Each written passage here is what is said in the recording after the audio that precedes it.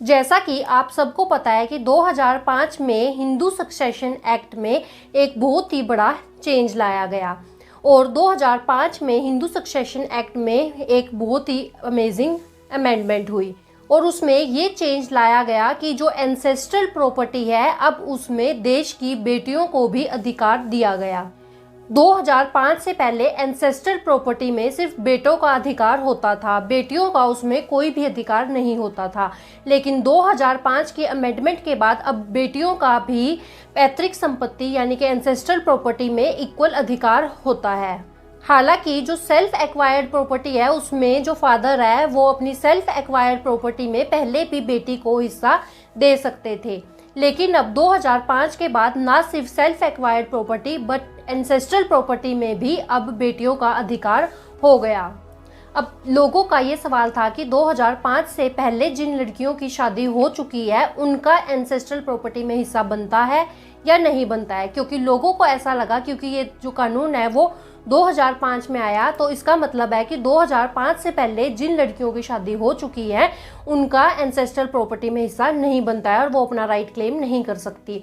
लेकिन ये एक बहुत ही बड़ी गलतफहमी थी। सुप्रीम कोर्ट ने इस बात को बिल्कुल ही क्लियर किया है कि 2005 से पहले भी जिस लड़की की शादी हुई है या फिर 2005 के बाद जो लड़कियां पैदा हुई हैं या उनकी शादी हुई है उन सभी का अपनी एंसेस्ट्रल प्रॉपर्टी में अधिकार है और वो अपना राइट क्लेम कर सकती हैं। लेकिन इसके साथ साथ कुछ ऐसी कंडीशंस भी हैं जहां पर डॉटर्स अपना राइट क्लेम नहीं कर सकती। कुछ ऐसी कंडीशंस हैं, ऑब्लिगेशंस हैं, लॉज हैं जहां पर डॉटर्स अपनी प्रॉपर्टी में राइट क्लेम नहीं कर सकती। तो आज की इस वीडियो में मैं यही डिस्कस करने वाली हूँ कि वो कौन सी कंडीशंस, कौन सी ऑब्लिगेशंस, कौन से लॉज हैं जिन सिचुएशंस में एक डॉटर को प्रॉपर्टी में अधिकार नहीं मिलता या फिर जिसमें लड़कियों को प्रॉपर्टी में हिस्सा नहीं मिलेगा। सो फ्रेंड्स, मैं हूं एडवोकेट ज्योति और आप देख रहे हैं हमारा चैनल लीगल स्टोर हाउस। अगर अभी तक आपने हमारे चैनल को सब्सक्राइब नहीं किया है तो चैनल को सब्सक्राइब कर लें और नीचे दिए गए बेल आइकन को भी ऑन कर लें, क्योंकि लॉ से रिलेटेड ऐसी इंपॉर्टेंट इन्फॉर्मेशन हम आपके लिए लेके आते रहते हैं। तो फ्रेंड्स, बिना किसी देरी के शुरू करते हैं आज की इस वीडियो को। तो फ्रेंड्स, सबसे पहले तो हम जान लेते हैं कि प्रॉपर्टी कितनी तरीके की होती है। तो कोई भी जो प्रॉपर्टी है वो दो तरीके की होती है, एक होती है एंसेस्ट्रल प्रॉपर्टी और एक होती है self acquired property. Ancestral property यानी कि पैतृक संपत्ति, ये वो प्रॉपर्टी होती है जो कि 4 जनरेशन से चलती आ रही है, जो कि आपके ग्रेट ग्रैंडफादर से ग्रैंडफादर के पास आई, ग्रैंडफादर से फादर के पास आई और आपके फादर से आपके पास आई। ये होती है एंसेस्ट्रल प्रॉपर्टी। और दूसरी होती है सेल्फ एक्वायर्ड प्रॉपर्टी। ये वो प्रॉपर्टी होती है जो आपके फादर ने खुद अपनी कमाई से, अपनी इनकम से खुद खरीदी है और इस प्रॉपर्टी पे फादर का पूरा अधिकार होता है। तो जो भी मेरी सेल्फ एक्वायर्ड प्रॉपर्टी है उस पे मेरा पूरा अधिकार होता है कि मैं वो प्रॉपर्टी किसको देना चाहती हूँ और किसको नहीं देना चाहती हूँ। तो मैं अपनी सेल्फ एक्वायर्ड प्रॉपर्टी को किसी को भी दे सकती हूँ और मैं वो प्रॉपर्टी गिफ्ट के थ्रू, विल के थ्रू किसी भी पर्सन को ट्रांसफर कर सकती हूँ। अब हम कुछ ऐसी कंडीशंस जान लेते हैं जहां पर जो डॉटर्स हैं उनको प्रॉपर्टी में हिस्सा नहीं मिल सकता। इसमें सबसे पहले आती है एंसेस्ट्रल प्रॉपर्टी। एंसेस्ट्रल प्रॉपर्टी में डॉटर का हिस्सा कैसे खत्म हो सकता है, लेकिन यहाँ पे मैं आपको क्लियर कर दूं कि मैं ना ही इसके फेवर में हूँ ना अनफेवर में हूँ कि लड़कियों को उसका अधिकार दिया जाए या ना दिया जाए। और मैं ये चाहती हूँ कि आप इस लॉ का मिसयूज बिल्कुल भी ना करें। अब कई लोगों की ऐसी सोच होती है कि लड़कियों का हस्बैंड की प्रॉपर्टी पर भी और अपने फादर की प्रॉपर्टी पर भी हिस्सा होता है, और कई बार लोग ये सोचते हैं कि उन्होंने लड़की की शादी में बहुत ज़्यादा खर्चा कर दिया है, जैसे कि कई बार 1 करोड़ तक का खर्चा भी लग जाता है, कार दे देते हैं और भी खर्चे कर देते हैं। तो शादी में खर्चा हो गया तो फादर सोचता है कि उसके बाद क्योंकि शादी में खर्चा इतना ज़्यादा हो गया है तो मैं अब उसको कुछ ना दूँ और जो प्रॉपर्टी है वो बेटे को दूँ।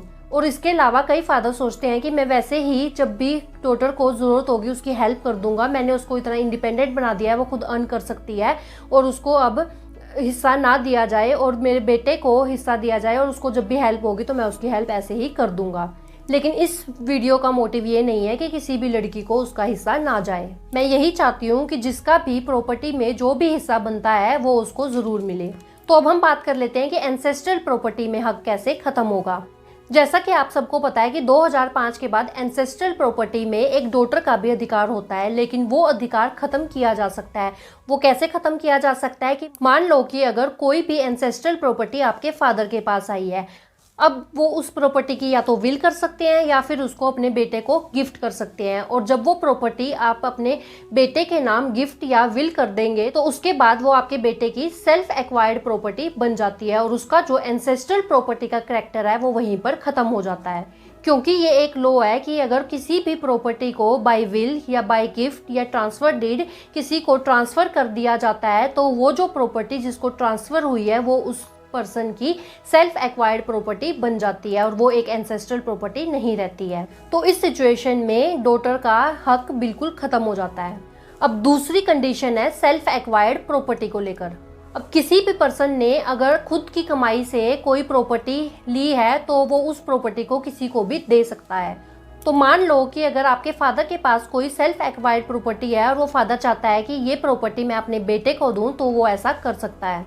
अब वो सेल्फ एक्वायर्ड प्रॉपर्टी को अपने बेटे को कैसे दे सकता है? तो सबसे पहले तो वो उस प्रॉपर्टी की विल के थ्रू उसको दे सकता है या फिर ट्रांसफर डीड के थ्रू दे सकता है या फिर गिफ्ट डीड के थ्रू भी अपने बेटे को दे सकता है या फिर उसका ट्रस्ट बना के बेटे को ट्रांसफर कर सकता है। अब ये प्रॉपर्टी बेटे के पास चली जाएगी और उसमें डॉटर्स का कोई भी अधिकार नहीं होगा। लेकिन यहाँ पे आपको सिर्फ एक बात का बहुत ज़्यादा ध्यान रखना है कि अगर आप चाहते हैं कि आपकी सेल्फ एक्वायर्ड प्रॉपर्टी आपके बेटे के पास जाए और किसी के पास ना जाए तो आपको सबसे पहले क्या करना है कि उसको अपने जीते जी विल के थ्रू या गिफ्ट के थ्रू या ट्रांसफर डीड के थ्रू अपने बेटे को ट्रांसफ़र कर देना है या जिसको भी आप वो प्रॉपर्टी देना चाहते हैं उसके नाम पे उसको ट्रांसफ़र कर देना है। क्योंकि अगर आपके जीते जी वो ट्रांसफ़र नहीं हुई तो आपकी डेथ के बाद उसके ऊपर सारे लीगल हेयर्स का इक्वल राइट क्रिएट हो जाता है।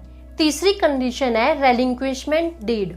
अगर कोई भी डॉटर अपना हक छोड़ना चाहती है एंसेस्ट्रल प्रॉपर्टी में और सेल्फ एक्वायर्ड प्रॉपर्टी में कि अब मेरी शादी हो चुकी है, मेरे फादर ने मुझे काफ़ी पैसा दे दिया है या फिर मुझे काफ़ी सारे गिफ्ट्स दे दिए हैं या फिर मेरी इतनी हेल्प कर दी है कि मैं इंडिपेंडेंट हो सकती हूँ या फिर मेरी खुद की इतनी ज़्यादा अर्निंग है और वो अपनी एंसेस्ट्रल प्रॉपर्टी में अपना हक छोड़ना चाहती है तो वो रेलिंक्विशमेंट डीड के थ्रू अपना हक छोड़ सकती है। तो ऐसी सिचुएशन में एक रेलिंक्विशमेंट डीड तैयार होती है जिस डीड में वो कहती है कि मेरा जो इस प्रॉपर्टी में अधिकार है वो मैं छोड़ती हूँ और वो मैं अपने भाइयों को देना चाहती हूँ। तो ऐसी सिचुएशन में भी डॉटर का उस प्रॉपर्टी पे अधिकार खत्म हो जाता है। लेकिन यहाँ पे आपको एक चीज का स्पेसिफिक ध्यान रखना है कि जब भी आप रेलिंक्विशमेंट डीड कराएं तो ऐसे में उस रेलिंक्विशमेंट डीड में जो भी डॉटर है उसके हस्बैंड को या फिर उसके बेटे को एज अ विटनेस जरूर इंक्लूड करें और फिर उस रेलिंक्विशमेंट डीड को रजिस्टर भी ज़रूर करवाएं। क्योंकि कई बार लड़कियां तो अपना हिस्सा छोड़ना चाहती हैं, वो अपनी मर्जी से अपने भाइयों को अपना हिस्सा देना चाहती हैं, लेकिन बाद में जो हस्बैंड हैं या फिर बेटे हैं वो इसके लिए तैयार नहीं होते हैं और वो चाहते हैं कि प्रॉपर्टी हम ले लें तो वो इस रेलिंक्विशमेंट डीड को बाद में आगे चलकर चैलेंज कर देते हैं। तो अगर आपने उनको एज अ विटनेस बनाया होगा तो ये आपके फेवर में होगा और वो उसको बाद में चैलेंज नहीं कर पाएंगे। तो ये थी थर्ड कंडीशन जिसमें लड़कियों का अधिकार प्रॉपर्टी में ख़त्म हो सकता है। और इसके बाद आती है फोर्थ कंडीशन। ये जो फोर्थ कंडीशन है वो सिर्फ 2 स्टेट्स में एप्लीकेबल है, वो सिर्फ उत्तराखंड और उत्तर प्रदेश, इन दोनों स्टेट्स में ही एप्लीकेबल है। तो इन दोनों स्टेट्स में अगर कोई भी एग्रीकल्चरल लैंड है तो मैरिज के बाद उस पर डॉटर्स का कोई भी अधिकार नहीं होता है। तो ये सिर्फ 2 जगह एप्लीकेबल है, उत्तराखंड में और उत्तर प्रदेश में। यहाँ पे अगर कोई भी एग्रीकल्चरल लैंड है तो शादी के बाद उसमें किसी भी लड़की का अधिकार नहीं होता है और उस एग्रीकल्चर लैंड में डॉटर अपना राइट क्लेम नहीं कर सकती। तो फ्रेंड्स, ये थी कुछ कंडीशंस, ये थे कुछ लॉज जिनके चलते जो लड़कियां हैं वो अपनी प्रॉपर्टी में हिस्सा क्लेम नहीं कर सकती और उनका जो हक है वो ख़त्म हो जाता है। अगर ये वीडियो आपको अच्छी लगी है, यूज़फुल लगी है तो वीडियो को लाइक करें, शेयर करें। अगर आपने अभी तक ये चैनल को सब्सक्राइब नहीं किया है तो चैनल को सब्सक्राइब कर लें। तो फ्रेंड्स, इस वीडियो में इतना ही। अपना कीमती समय हमें देने के लिए धन्यवाद।